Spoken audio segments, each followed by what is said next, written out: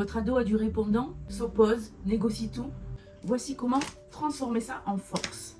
Bonjour, je suis Sabine, coach en relation parent-ado. J'accompagne les familles à recréer du lien, du respect, de la sérénité, surtout quand la communication devient explosive. Dans cette vidéo, je vais te montrer comment gérer un ado à caractère fort, sans t'épuiser, ni briser ce qui fait sa plus grande force. Si tu as un ado qui teste tes limites, tu es au bon endroit. Avant de rentrer dans le vif du sujet, un mot important.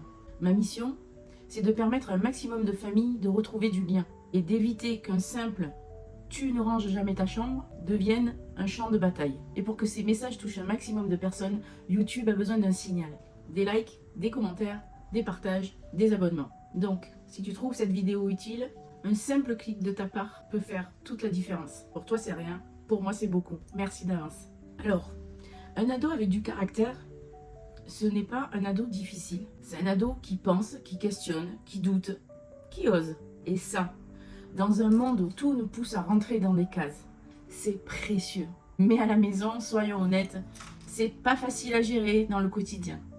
J'ai accompagné récemment une maman, Anne, qui a un fils de 14 ans et qui lui répondait tout le temps. Était tout le temps en mode négociation, voire mode rebelle. Je me souviens, la première fois que je l'ai eu au téléphone, elle m'a dit « J'ai l'impression d'avoir un avocat à la maison ». Et je lui ai dit « Super, maintenant on va lui apprendre à plaider sans écraser les autres ».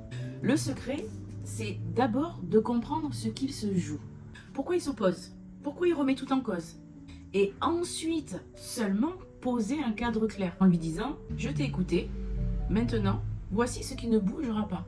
Écouter avant d'exiger, c'est ce qui crée la coopération chez l'adolescent. Ces ados-là, ce sont ceux qui demain sauront défendre leurs intérêts, qui ne se laisseront pas manipuler, qui auront du leadership. Ce sont de futurs adultes capables de dire non à la pression, à l'injustice. Et aujourd'hui, ils s'entraînent sur vous. Imaginez dans 10 ans, votre ado face à un patron, un amoureux, un client, et il ose dire non. Il ose dire non, moi j'ai une autre idée. Ce caractère que vous gérez aujourd'hui, c'est exactement ce qui lui servira plus tard. Ce n'est pas facile tous les jours, j'en conviens. Mais vous pouvez poser un cadre tout en gardant un lien.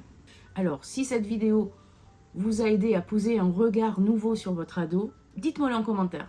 Je les lis tous. Et abonnez-vous si vous voulez d'autres outils concrets pour bien vivre ensemble.